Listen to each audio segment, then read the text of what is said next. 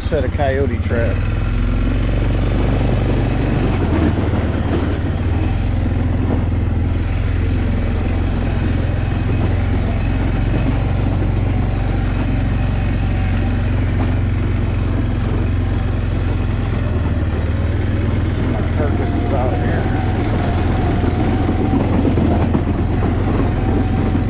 Shoot them, but it takes months for them to get my human scent off of them. But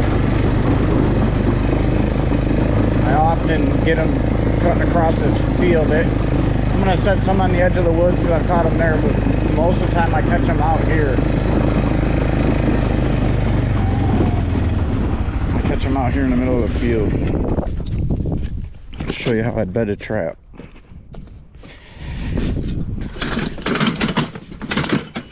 It doesn't take me very long. Just pick a spot like this. The ground's not frozen all the way yet. It probably was, but it's thawing back out. But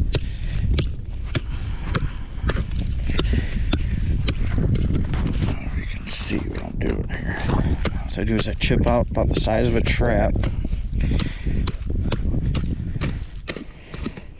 Chip it out, and then I like this back here for backing, so when the coyote comes around to sniff it, I put stuff like I'll create the dirt mound back here. It's very important not to get any scent on the trap. I need your lure and stuff on the trap because they'll freaking dig it up.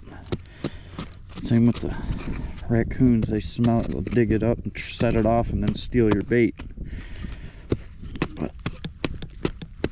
You don't want to dig it too deep. It's called a step down dirt hole set. That's how I catch them out here in the open field. Just dig it out like this. And I'm going to drive. Oh, you know what? I don't have my 3-pound sledge. But maybe I can drive it with my hammer. We'll see. It's been a minute since I've done this shit. But you should have your sledgehammer. It helps drive it home. But this hammer might work. This is my stake driver, my earth anchors. I'll sit down there if this isn't strong enough, it might work. It's nice when you have a 3-pound sledge though.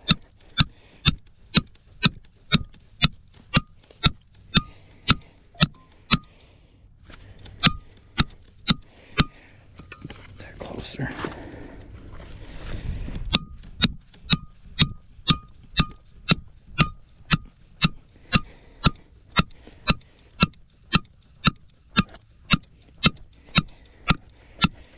Drive that puppy home. That's kind of going in on an angle. That's all right.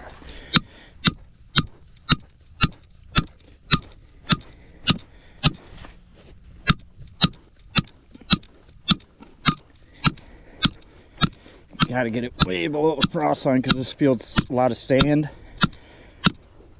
and they'll dig themselves out. I'll probably just do one on the video right now because I really need my 3-pound sledge so I can really bury it. It'll hold a fox though. But you don't want to keep a coyote in this very long because he'll dig himself out. When you catch one, you'll have a big old catch circle. You'll have this whole thing all dug out. Unless the ground freezes, which I'm hoping it will soon. But I have to bury them all.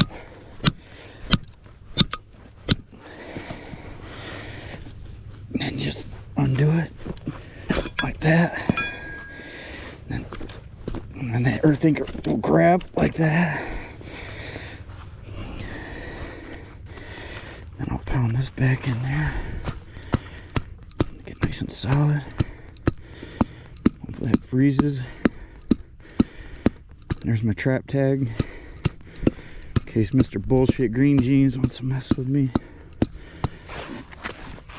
Alright, and then what I do next is I get my wax sand. Which this might still be some old wax dirt, no, or wax sand, this wax sand. do is I'll put this down first. And this wax sand just helps so the trap doesn't freeze.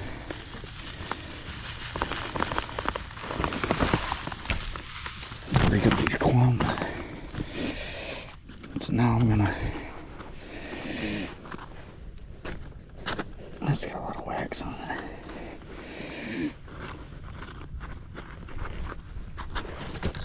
Set it. I get the dog out though.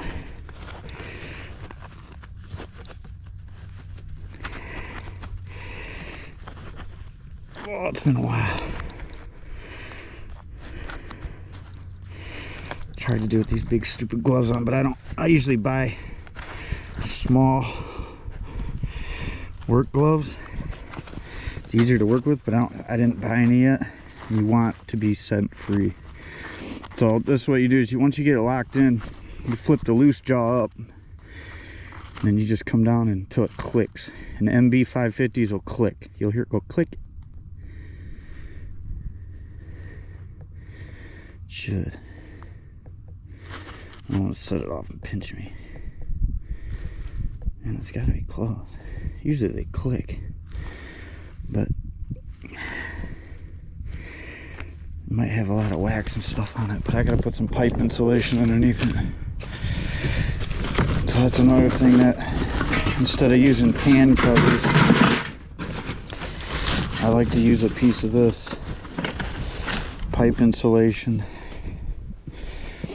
and that keeps from the dirt getting under the trap when I bed it. There it goes, you hear it click. It's just been a minute since I've done this shit. And then I'll put the loose jaw up front. Get this set right down in there, like that. Just like that. It's perfect.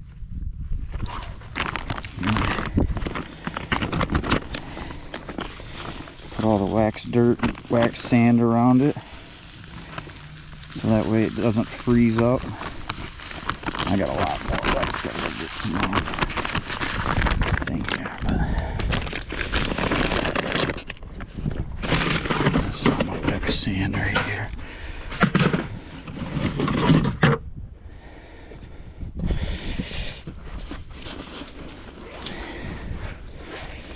I just fill this all in with this wax sand. Bust up these clumps, because these clumps can bind up the trap a little bit. But that's all you got to do is bed the trap with this wax sand,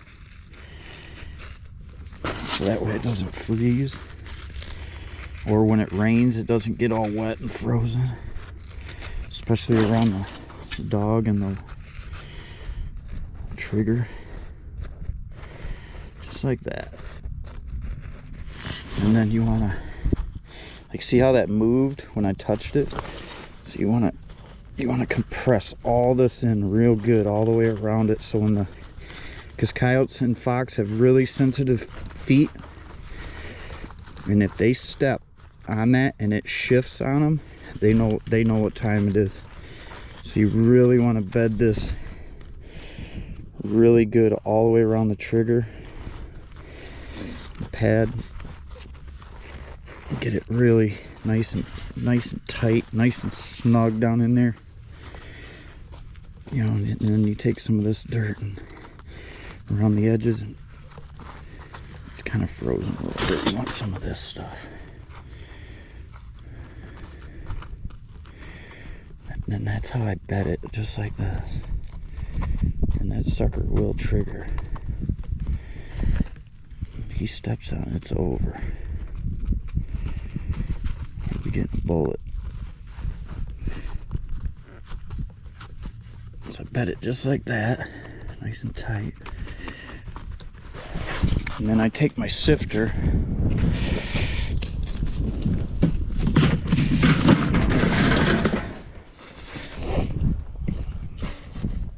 and then I'll scrape up some of this stuff that I took out right here. And I'll just sift it over the top.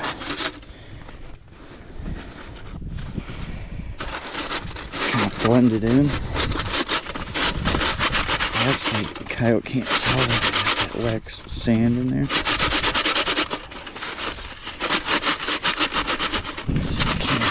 And it's mostly at night is when you're gonna catch them, so they can't see all that real good at night. But if you get lucky and get into the daytime, it's all blends in real good.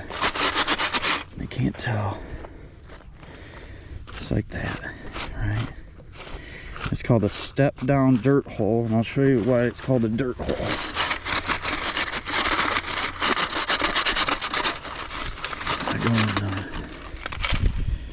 I'm gonna drill 2 holes right there for my bait.